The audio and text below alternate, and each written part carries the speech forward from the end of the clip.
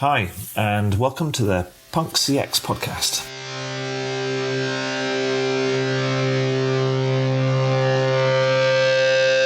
My name is Adrian Swinsko, and I'm an advisor, best-selling author, speaker, and general explorer when it comes to customer and employee experience.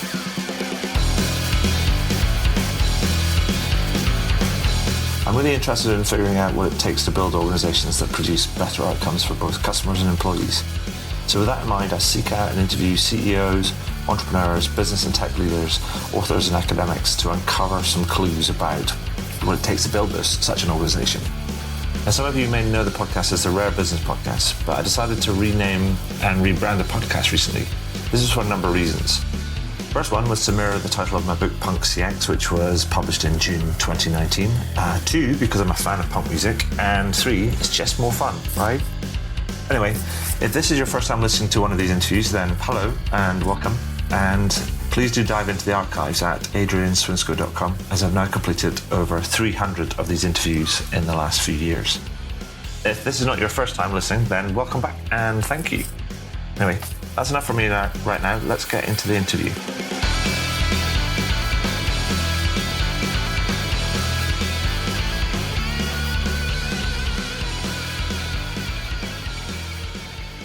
So welcome to the next edition of the Punk CX podcast. With me today, I have Ari W, who is the co-founder of Zingerman's community of businesses in Ann Arbor, in Michigan. Ari is also a friend of the podcast. He's been on here before. He's also, I would like to call him a friend.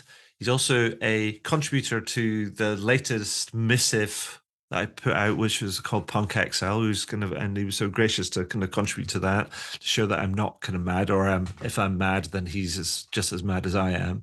Yeah. So Harry, my friend, kind of welcome to the podcast. How are you doing today? I am doing well. To be honest, if I block out the state of the world, I'm doing really well.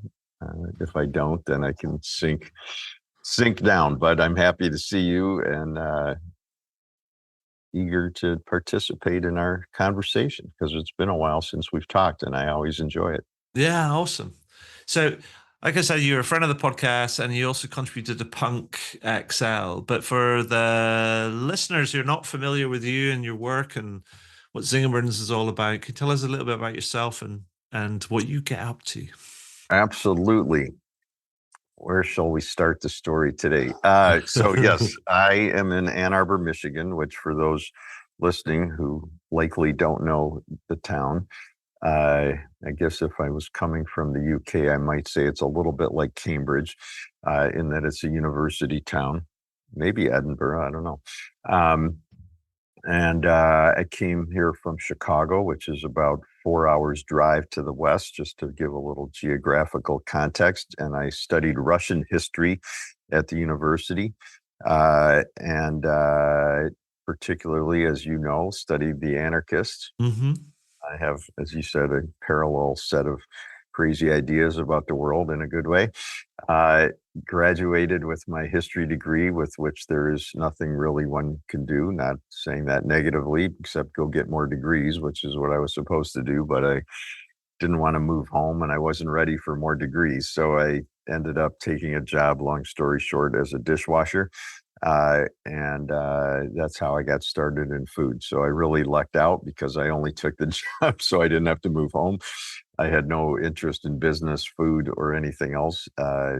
And I also lucked out because I met great people. So my business partner, Paul Saginaw, started that same day. He had moved over from one of that restaurant group's other places where he had been the bar manager and they promoted him to general manager. So he started the same day I did. That's how we met. I worked for that restaurant group for about 4 years, prepping line cooking, managing kitchens. So in the food world, my background is what's called back of the house. Paul left about halfway through the 4-year stint that I did there and opened a little fish market here in town, which is actually one of the best in the country still. And he and I had stayed friends, and in the food business, it's not I don't know if people in car companies, auto companies talk regularly, after work, like maybe we'll start our own auto company. But in the food business, it's pretty common that, man, we could do this better. We'll do our own. And we had a lot of those conversations. Anyway, fall of 81, I reached a point that I would now say I had a good job, but it wasn't particularly good work. It was perfectly pleasant. The pay was fine, but I could sense in the context of visioning, which we're going to get into, where they were headed, even though it wasn't written down, was not where I wanted to head, even though that wasn't written down either. And so I gave 2 months notice, unsure of what would be next. And it worked out well, but 2 or 3 days later, Paul called, not knowing I had given notice, and said, "Hey, man, there's this little building coming open near that fish market." And he had grown up in Detroit, which is about an hour east of here, where you could get good deli food. And in Chicago, where I grew up, you could get it. And that's what we had talked about doing. So somehow within like a week, we decided, very punk rock, we decided we were going to open. And 4.5 months later, it's kind of what it was like. 4.5 months later, we were open. So March 15th, 1982, which now seems like, it's now, I think, closer between 82 and the end of World War II than it is between 82 and now.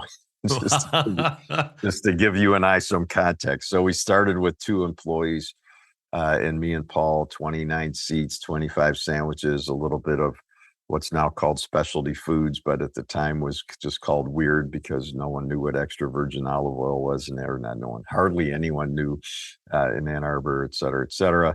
Fast forwarding 40.4 years later, we're an overnight success.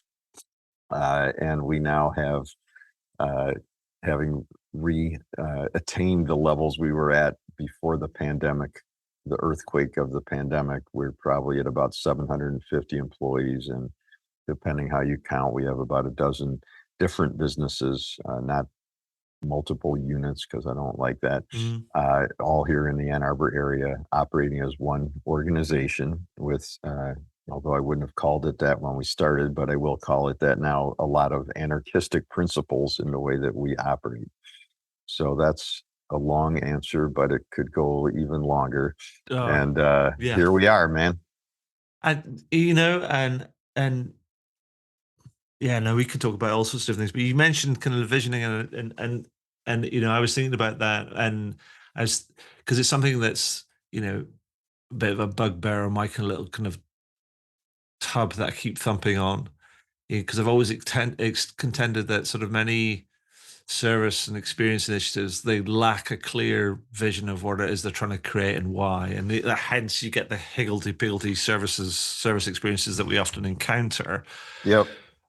And when you told me that you'd written this kind of pamphlet on visioning, I was like going, we totally have to go down that rabbit hole, because if that's the missing piece and there's some clues and some help in there, then why not?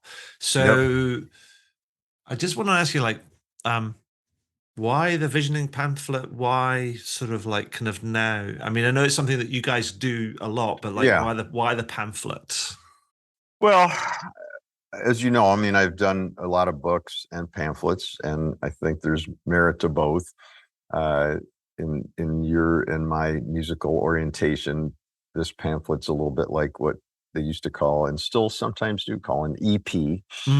It's a little bigger than a single, but it's not a full album. And so, I like that format. I mean, it goes back to my anarchist studies.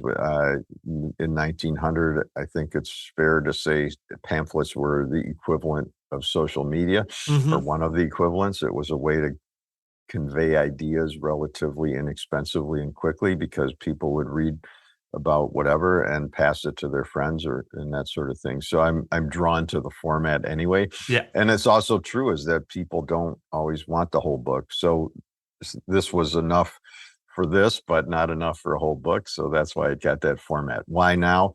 We have our 2032 vision written, and people ask for it. And so why not put it in a format that actually is helpful, as opposed to just sending them the vision? Yeah.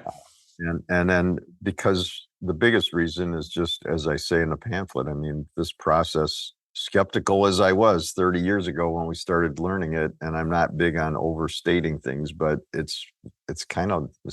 is life changing. I mean, Mm. I and think I'm they not could the only one saying that. So why not share that more actively with new learnings about it? Yeah, no, because I think this what's interesting because there's a story that you tell in the pamphlet where about sitting on the bench outside the deli, kind of with, and Paul kind of like turns to you like going, Yeah, "Where do you want to be in like 10 years?" And you're like, yeah, and yeah. it's almost a bit like, so it's almost in many ways, Paul was the one that's kind of dragged you into the visioning sort of like Mhm. space rather than the other way around. And it's almost like Absolutely. you're a convert to Yes. this, and then are writing about it. Yes. Well, Paul, and it's, you know, in a good way, I give him full credit as you read in the pamphlet, but I mean, he had this intuitive sense that we had fulfilled our original unwritten vision. Mm-hmm. This is, I would suggest, a common problem in business, in your life. It's called a midlife crisis, uh, where you realize you did a bunch of stuff, but now you don't know what's next, and you start Mm-hmm. to doubt what you're doing, and et cetera, et cetera. So he had that sense. He didn't know about visioning yet either, and he didn't have a vision either.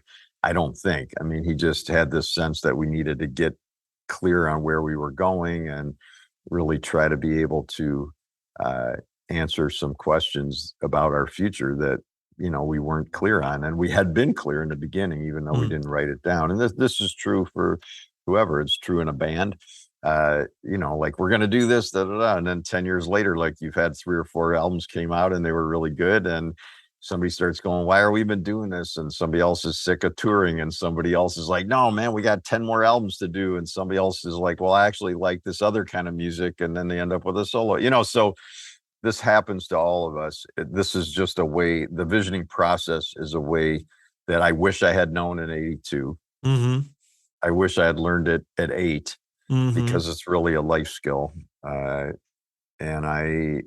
the more we can share it, it's not like I'm going to judge people who don't use it, but it's an awesome tool that essentially is free, Yeah. and that people can, I mean, it's no joke. Like, it changes your life. You know what's well, the other thing I noticed as well when I started reading the pamphlet, and I was intrigued by this idea that you started with the vision for the pamphlet. Yeah. And it's kind of reminded me of a thing called that called nut graphs, which is nutshell paragraphs that journalists use to describe a piece that they're going to write. I don't know if you've Mm-hmm. heard of that before. I Mm-hmm. learned it. So it's Mm-hmm. almost a bit like, you know how you see on, say, websites, you see the headline for something, and then you see a short summary sort of thing, which basically Mm-hmm. says, this is what this is about. Yeah. Yeah.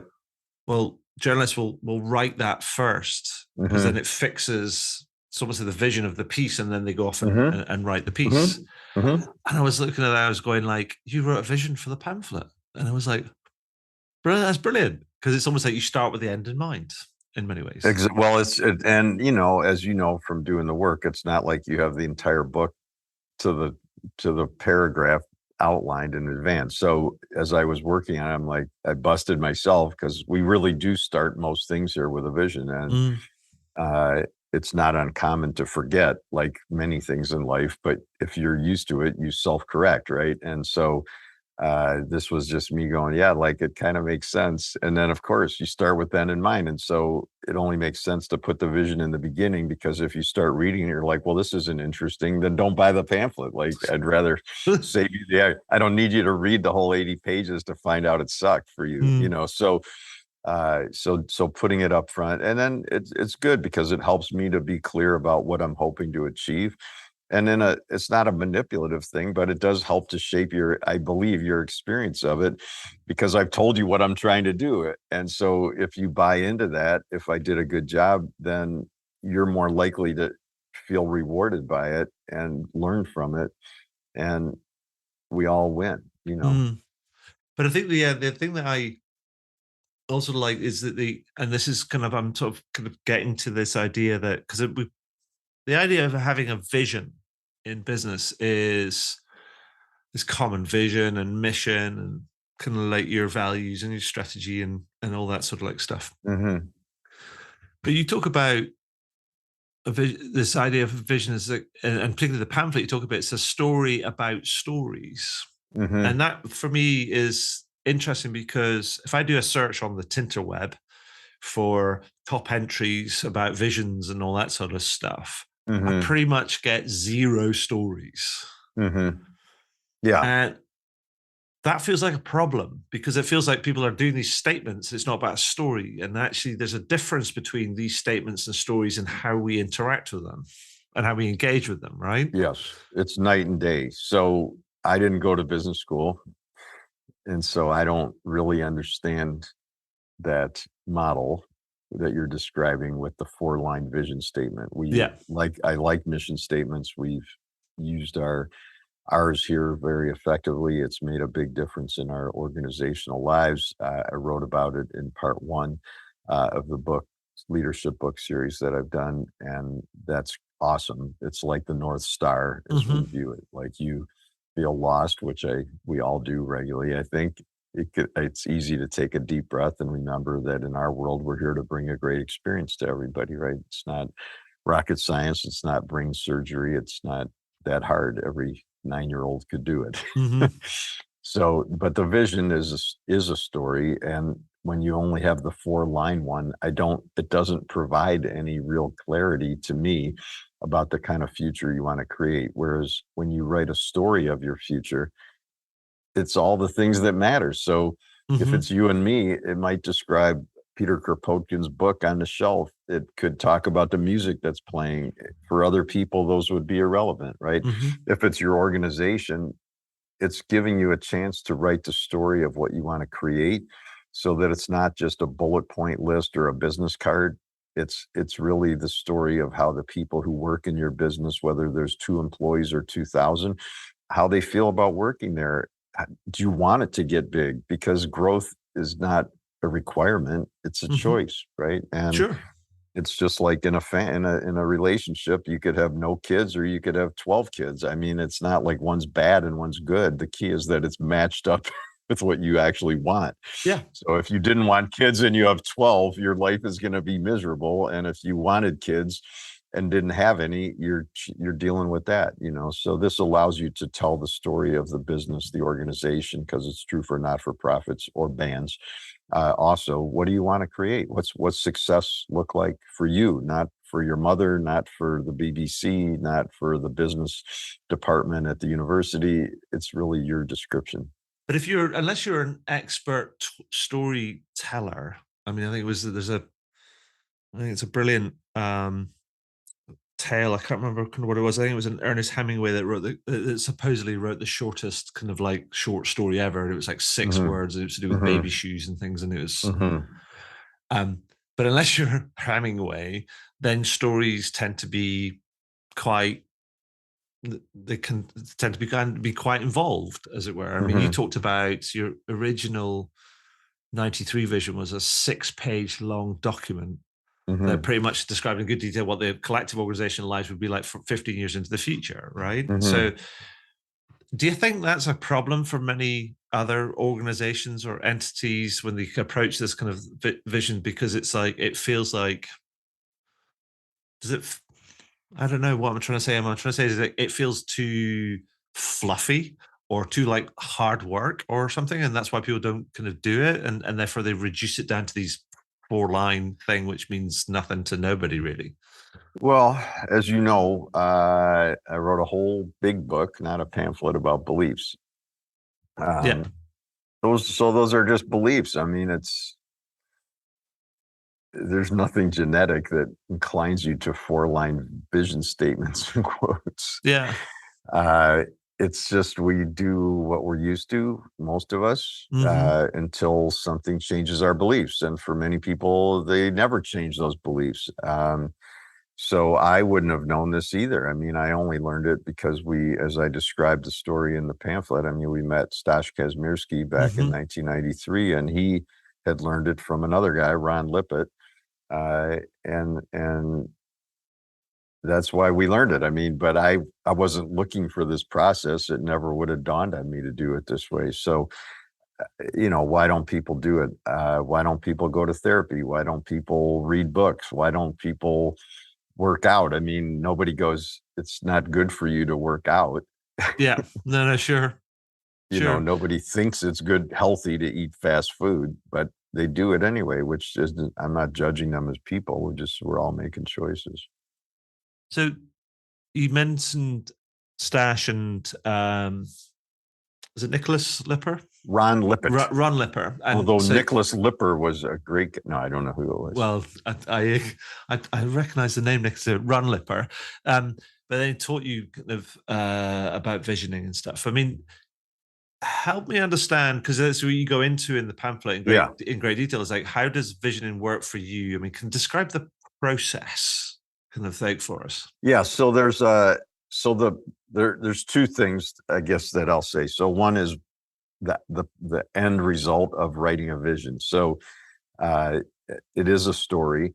And you were asking, like, what if people aren't good at stories? I mean, in hindsight, I'll say everybody's good at stories. Like, there's no human being that didn't grow up with stories. Mm-hmm. And people don't call them stories, but we're all making up stories. So whether it's a story about politics, your girlfriend, your neighbor down the block, your boss, your dog, like, we're all making up stories all day long in our head. So I think it's a normal way for people to process the world, to remember the world, and to help converse about the world. So the vision is the story of your future. And as you referenced, because I wrote one for the pamphlet, like I said, I mean, we do it for everything here. So one of the managers in one of our catering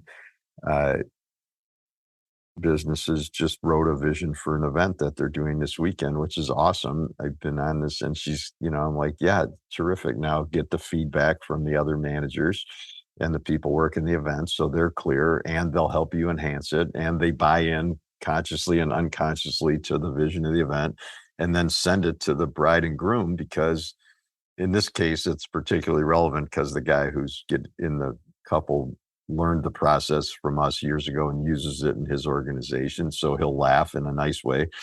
And I'm like, and also, it's not unlikely there's something that either we didn't hear that they want, or they didn't know they wanted, or just thought of. But by sending it to them a few days in advance, we could get it out in the open.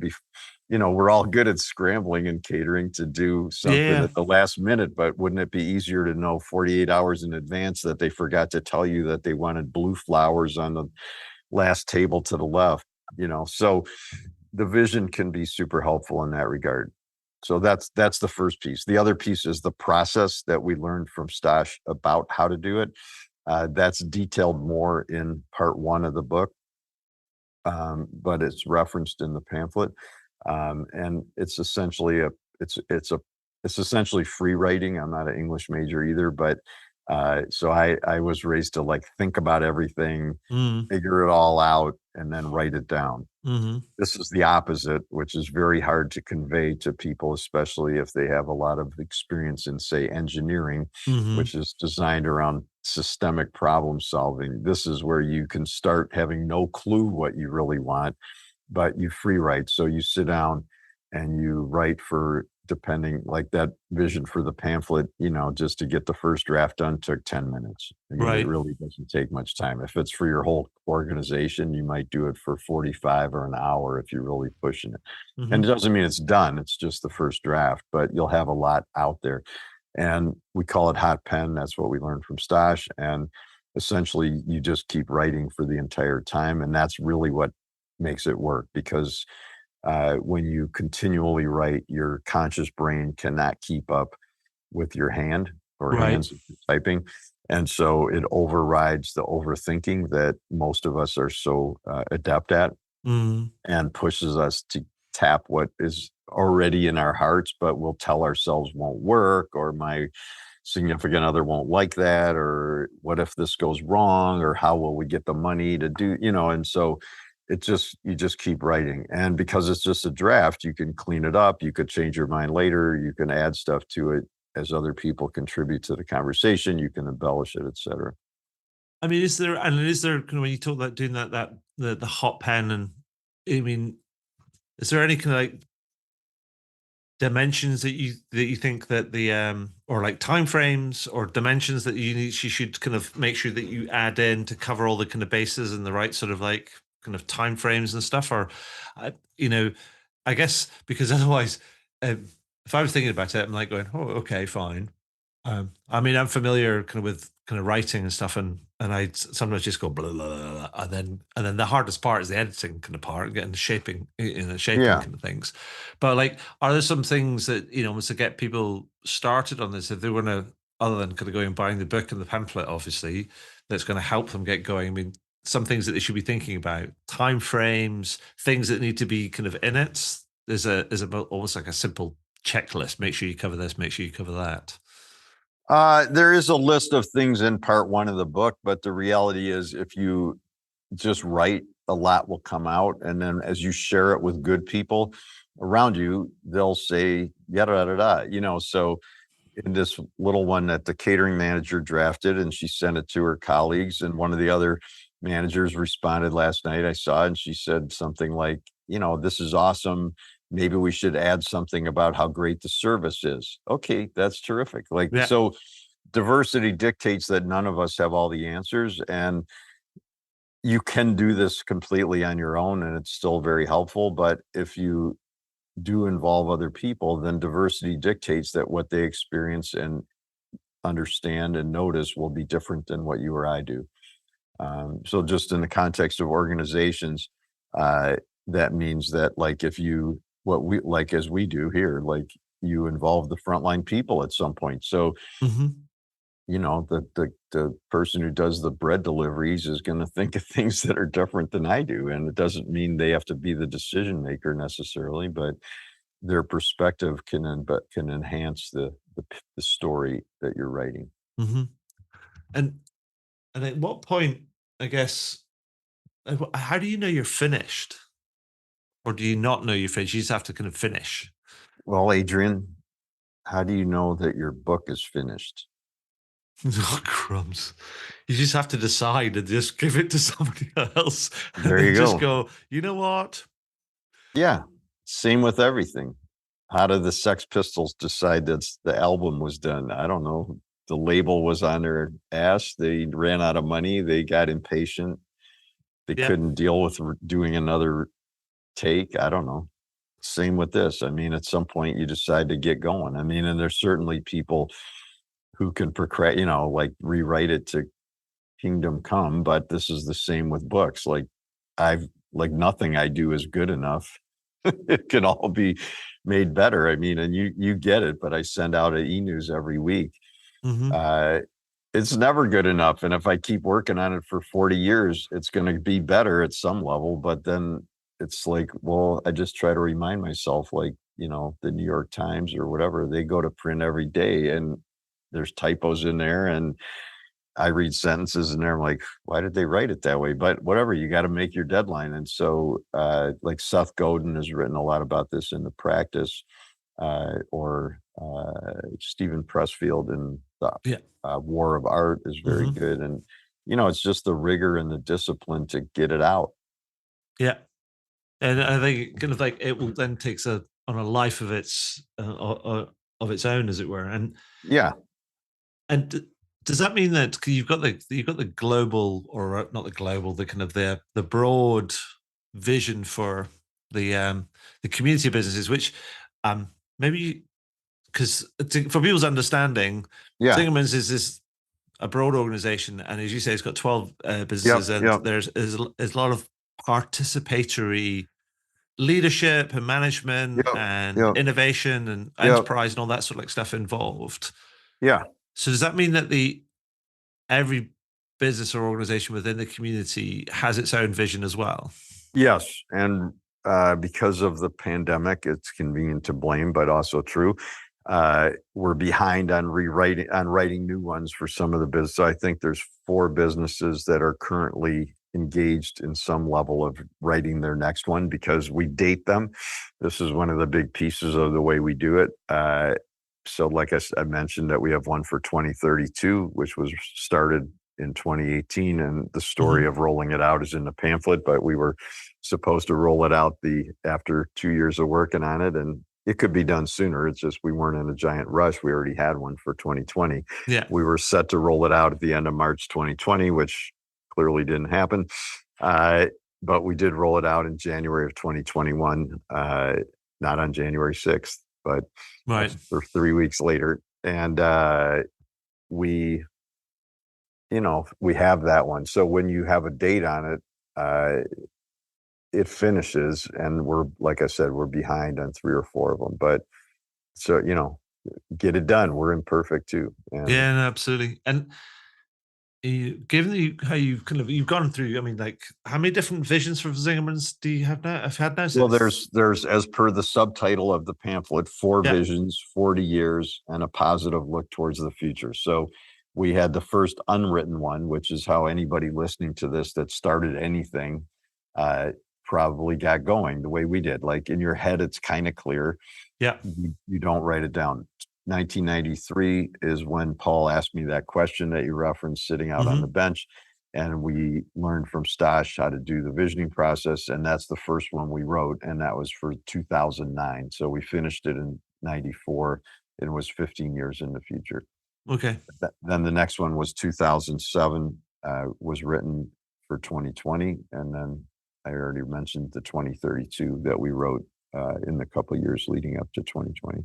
So any reason why kind of it changed from a 15-year to like what feel like a 12-year kind of dimension? Or is, am I right in saying that? Because it's very secretive numerology. No, well, it's hard to pass. Well, we picked 2009. There's no perfect time. I mean, we picked 2009 because, as you and I can both remember, that was when the movie 2001: A Space Odyssey was quite well known. Yeah. And so it's actually titled 2009: A Food Odyssey. Right. And then because you and I both like weird things, so it was more fun to make it 2009, not 2010. And then the next one, like, how could you pass up 2020 vision? That was a no-brainer, so to speak. And then we were going to do this next one for 2030. And then Maggie Bayless, the partner at Zing Train, our training business, pointed out, she was like, well, if we do 2032, it'll put us at the 50-year mark. And that seemed awesome. So we switched from 2030 to 2032. And what's been the big difference? You've got these like 4 different ones. There's like 82 generally kind of understood, but sort of unwritten down in that sort of formal sort of way. Yeah. And 09, 20, now 32. What's been the kind of the big change? What's about, and all the things that you've learned along the kind of the ways of the different iterations? Change in the way we do it, or change in what's in them? Well, both. Okay. Not going to make it easy for you. No, it's not hard.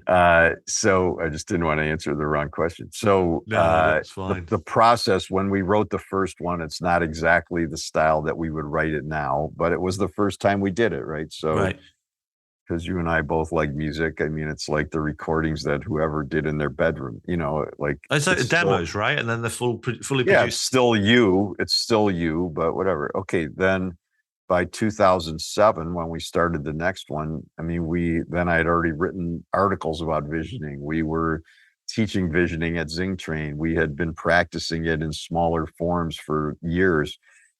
So we were much clearer on what it really meant. I mean, in 1993, 94, we were like, it was like a whole, so that's the process since then has not really changed. I mean, but it took a while to get good at it. And like I said, I mean, that's detailed a lot in part 1 of the book. The content, when you write a new vision, for better and for worse, it really allows you to change anything. Which I say for better because it opens up a lot of creative things. So the new vision for 2032, which, and not unique to us, has been challenging to get traction on moving towards some of it with all of the insanity of the last few years, which doesn't seem to be diminishing, much to my frustration, but that's okay. We have till 2032. So, if you're playing a whatever sport, you fall behind in the first quarter, but it doesn't mean you lost, right? You just got to make up ground. But in the content, it also has opened up. There's some things we wrote in there that are very different, like that we want to be teaching stuff like visioning. I mentioned it actually in my early story to young people. So teaching servant leadership, teaching open book management, all these practices that we use regularly in the organization, which are essentially life skills. I've come to realize, like, start teaching that to young people. I think it's good for the community. I think it's a good strategic opportunity for us as a business, et cetera.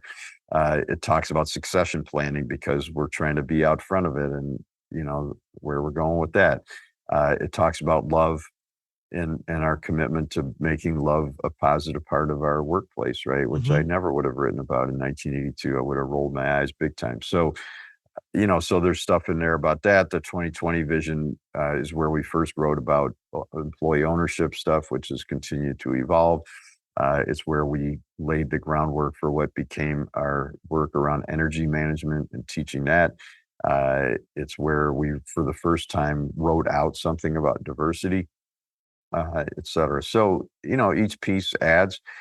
That said, like, we could have written this vision. We didn't, but we could have written one for 2032 that said we're selling the company and here's how it's gone. And it's still helpful because you can describe the process as you want it to have gone, right? And it could say, really could say anything. It could say, well, we've stayed in Ann Arbor, but now it's time to open 500 Zingermans around the country. I mean, again, ours doesn't say that, but when you write the new one, it reopens conversations. Now, that said, that can be challenging too, because sorry to get stuck in my own political anxiety around the American situation right now, but it's a little bit like you were rewriting the Constitution every 30 years. So they seem to be kind of rewriting it anyway. But the point is just like, if you start over again and everything's on the table, then things that you sort of were settled no longer necessarily are settled. And that's not necessarily bad. I mean, it's like if you've been married and, like you guys are doing it, you just moved to Edinburgh. Yeah.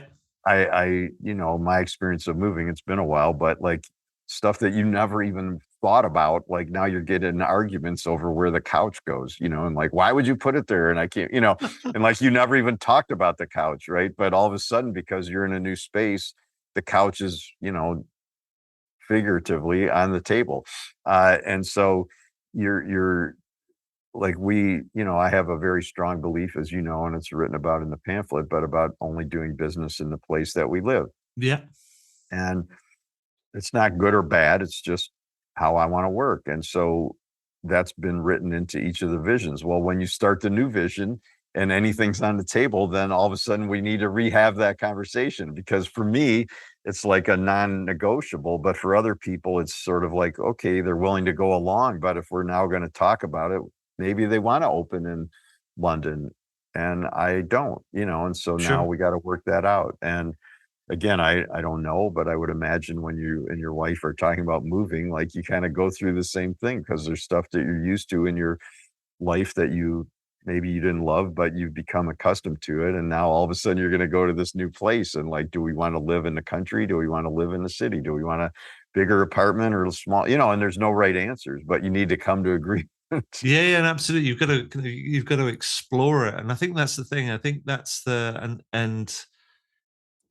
I think that the whole, for me, the whole point of all of this sort of stuff, all this visioning and how you can use it is this idea of being able to tell your future story, and to explore kind of that future sort of like story, what it could look like and things. And like I've said to people, I remember I'm working with a client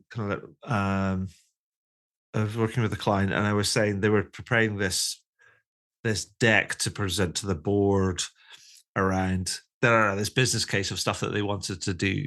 And I was a bit like, and there was a lot of slides in it. Yep. And it was really quite boring. It was necessary, but it was really quite boring. Totally. This is the opposite of boring. Exactly. And I said to them, Here's the thing I would suggest, just to bookend this whole thing. This is, why don't you tell them a story of a couple of examples of what your customers get currently? Yep. So rather than showing them some charts and data and stuff, just tell them a story about what the customers currently get, and see how it makes them feel. Because actually, there's these people, kind of like the board members, they generally will want kind of the same things that you do. They want the company to be well known, to do good work, kind of all this stuff, and to serve the customers well, et cetera, et cetera.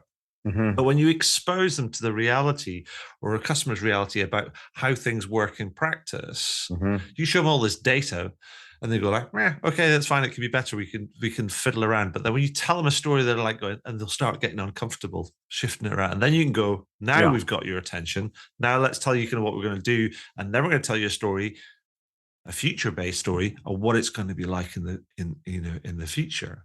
Yeah, and that's the way that you'll kind of get them to buy into all of that sort of stuff.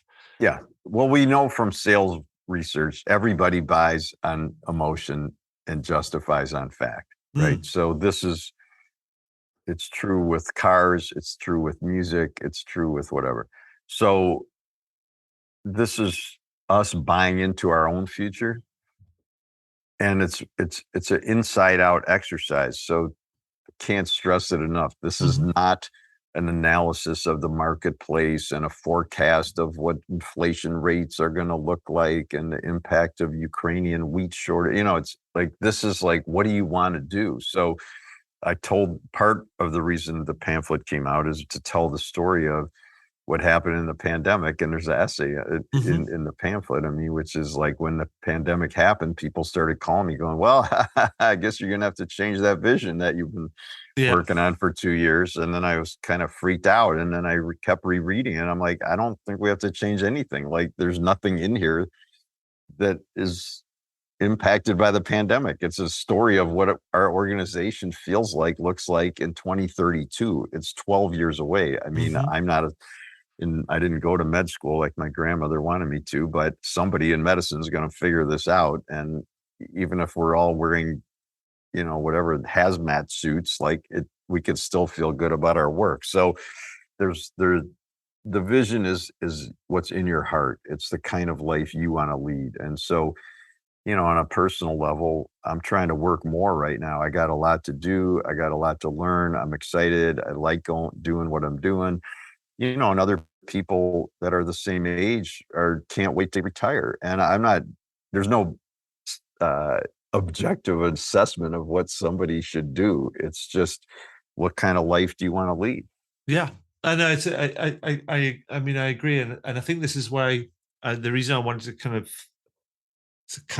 have you on the podcast and to talk about this sort of stuff, because as I go back to my frustration when I see a lot of people talking about service and experience and all this sort of stuff, and it's like, but I don't think you have a vision of what the experience you expect your customers to have. Now, that's kind of like this sub sort of thing of a more of a meta sort of vision, but it's like the vision you had for your pamphlet, as it were.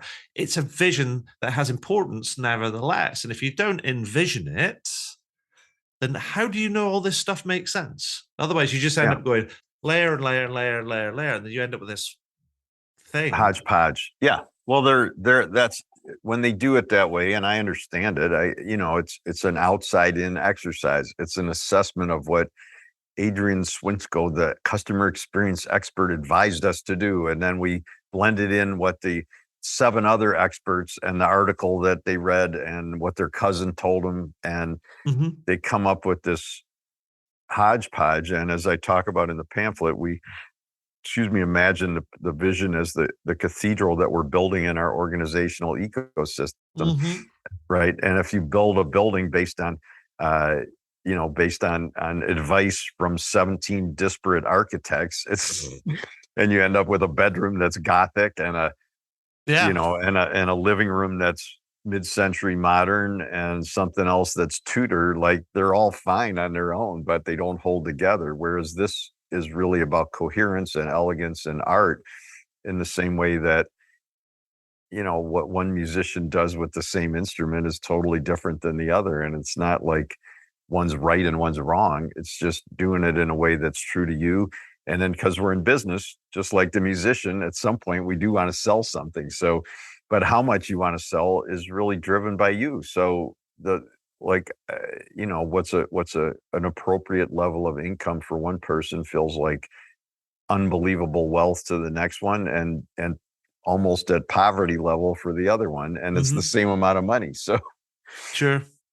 And so, Ari, kind of like, how, if somebody was thinking about this and going, okay, fine, I want to get started on this sort of stuff. I mean, would you, rather than just going in and kind of doing it at an organizational level, is that a place where they should start, or should they start with themselves and just envision?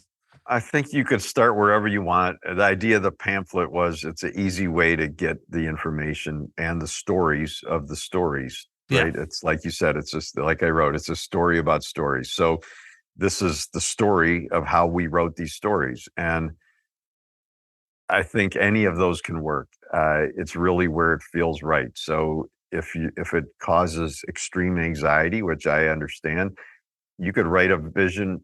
Like one guy I taught to, and he wrote a vision for cleaning his garage. Like, I mean, it could be a vision for what you do on your holiday weekend in August. It could be anything, right? If you feel better just getting going for your organization, that's awesome too. But by including the little one for the pamphlet and then our organizational ones, hopefully I've given everything from a tiny example to really big examples, and wherever it feels right, I guess is what I would say. I mean, as per this whole process, it's about feeling right.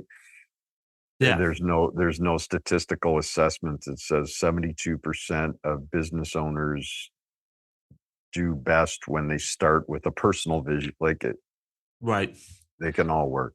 No, I mean, that's kind of fair. I mean, I think it is about just getting started, but I know that, from my own experiences, that I know that that's missing in a lot Yeah. of Yes, spaces and places, and therefore it's necessary. Yeah. So all I'm saying is, like, please start. Yeah, it's missing in most of our lives, and I didn't have it either. In hindsight, I don't know why they let us into university without it. And when people hear that, their immediate reaction is, well, I didn't know what I wanted to do. But the beauty of the vision is it doesn't even have to say what job you get. It just would talk about what relationships you built, and did you learn anything? Was it enjoyable? What were you doing there, et cetera, et cetera. And so, like, why would they let you spend Lord knows what it is now, $1,000 with no sense of what you wanted to achieve? And That's like I fair. said, the way the vision is, it's not about the job title you want to have. I mean, it might be like if somebody said, oh, I'm going here because I want to become a nuclear physicist. Well, then awesome. But still, that's not all there is to your story, right? Like, what kind of nuclear physicist, and how do you want to feel about your work? And how do you want other people to feel about your work? And how do you relate to your colleagues? And do you work a little or a lot? Like, there's no right answers, right? But those are parts of the story. And this process, as I tried to detail in the pamphlet, it really brings so many things alive, just like what you're talking about, customer experience, and really wonderful way. That's very doable. Yeah, no, Like absolutely. anybody can do this. So I would, on the back of your work and kind of my kind of like sort of feeling that there's a real need for this and stuff as well. I mean, I will just say to people, I'm going to link up the pamphlet, the books, and everything else. I mean, the books you can only get directly from the folks at Zygmunt's Press, so you have to reach out to them and they'll ship them. We're off the grid, so we're like farm to table for books, which is great, but it has a downside, which is if people are overseas for whatever reasons of oddity of bureaucracy, shipping books overseas is remarkably costly. But we try to make it work, as we did with you. And then also, like, the pamphlets on PDF, so people can also just do it that way and download it and be done with it. So absolutely. So the pamphlet's very accessible. The books are accessible, but you have to kind of they're Yeah. worth the effort, let's say.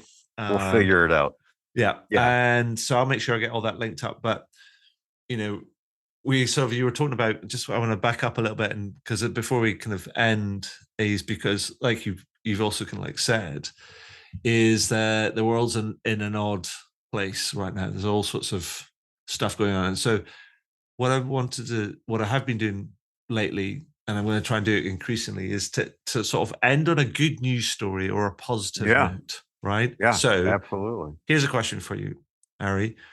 Can you tell me what's the most interesting, positive, or exciting thing that you've seen in the last week?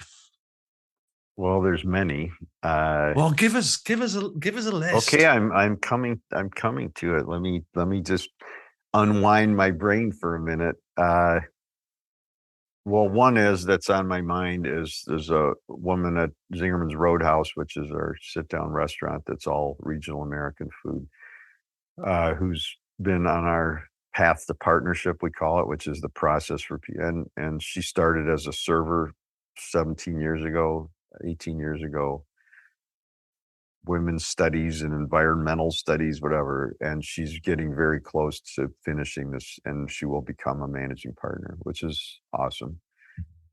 This came out of the visions, and it's, part of what happens. I'm not a big wedding person, but people cry at weddings, I believe, in many ways because they're seeing their vision come to fruition. Mm-hmm. And so in the same way, this work of Lisa becoming a partner, in a good way, like she and I both we were at the Roadhouse's specials tasting for the month yesterday. It was a regular once a month thing, and the chefs put all the food out, and it's great. And at the end, we close with we call it one for the road, because it's the Roadhouse, and a different employee each week just gives a little, or each month gives a little, talk about why they like being there or whatever, to your point about ending on positives. And I asked her when we started yesterday, I'm like, who's doing it today? And she goes, I am.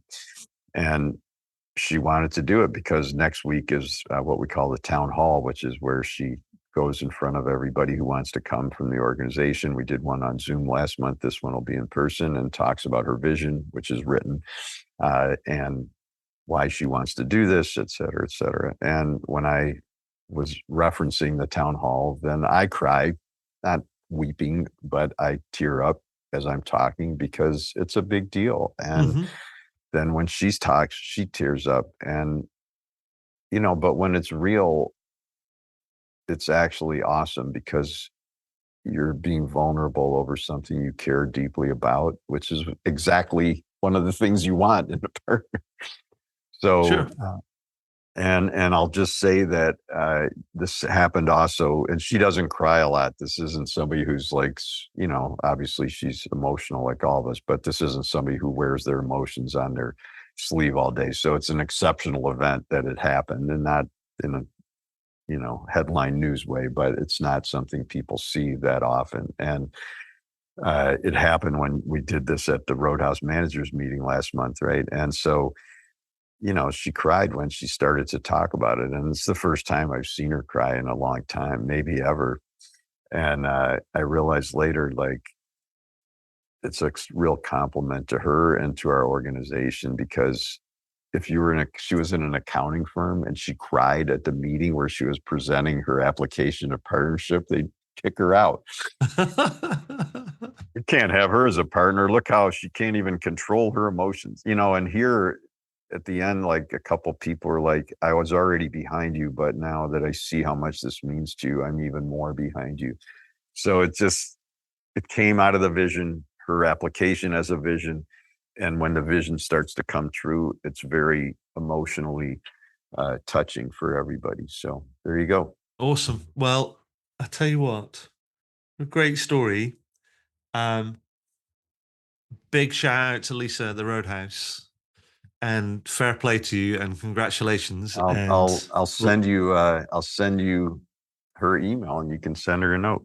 Oh no, I'd be delighted to, because I mean, and long may you kind of grow and prosper on your kind of journey to, you know, in as a managing partner. I mean, it's awesome. I love those kind of things. So thank you for sharing that. Well, she just did a podcast. Not a podcast, webinar with Zing Train. Maybe I can get you the thing. She did it on No Drama Workplace, which they do at the Roadhouse. They teach at the Roadhouse. But maybe you want to have her on the podcast. Well, we should definitely do. We definitely do that. But we should definitely, if you definitely drop me her email address, I will drop her a note and just say, "Hey, I was talking to Ari. Told me your story. I just want to say, hats off." Awesome, dude. All right. Okay. But listen, man. Just want to say thank you as ever for the work you do, the person that you are, for being my friend, for contributing to some of the work that I do, and also for spending some time with me here on the podcast and sharing your experience with us today. That's been awesome, man. It's an honor, man. I'm happy to do it, and let's keep going. And I'm going to run home to the plumbing problem. Well, good luck. But put it. You'll put all the links in there. You can put my email in there. Put the e-news link in there, and if you think of more, just reach out and we'll figure it out. Awesome. Thanks, man. Cheers. Bye-bye. Give my best to Edinburgh. Will do. Bye-bye. Okay. Bye-bye.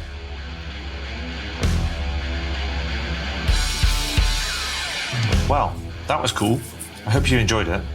I did, and I always do, actually, because I always learn something new when I speak to some of these amazing kind of people. And it's always something new that I can incorporate into my writing, speaking, workshops, and other sort of advisory work that I do. Now, if you're interested in learning about any of that sort of stuff, then you can find out more about how I work with clients over at adrianswinscoe.com. But one final thing before I go, please consider heading over to iTunes or Spotify or whichever podcast platform you choose to use, and do leave a review. Every little helps, as they say. Anyway, that's all for now. Thank you for listening, and do tune in again soon. All the very best. Cheers. Bye.